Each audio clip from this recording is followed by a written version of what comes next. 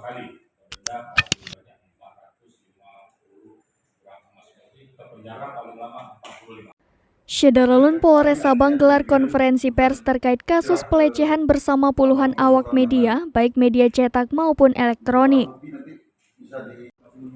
Acara yang digelar di Aula Dirabrata Polres Sabang pada Rabu 12 Oktober 2022 dipimpin langsung oleh Kapolres Sabang AKBP Muhammadun SH.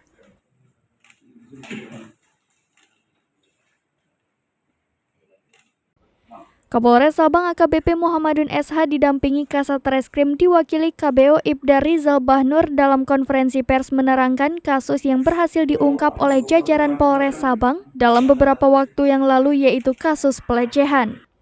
Lebih lanjut, Kapolres Sabang Muhammadun SH melalui Kasat Reskrim diwakili KBO Ibda Rizal Bahnur menjelaskan, pelaku pelecehan FD berusia 63 tahun merupakan tetangga korban yang bertempat tinggal di Jurong Jot Kuala Gampung Balohan, Kecamatan Sukajaya, Kota Sabang.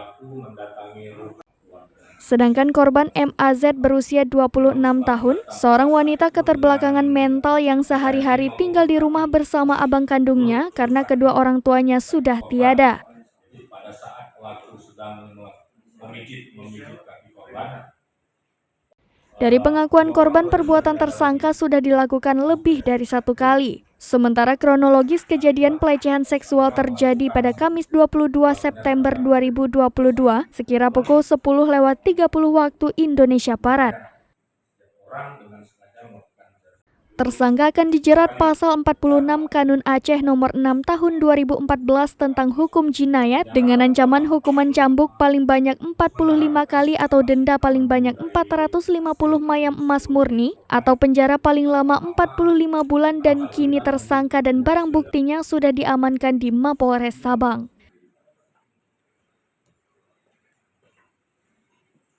Dari Sabang, Aulia Prasetya, Serambi On TV.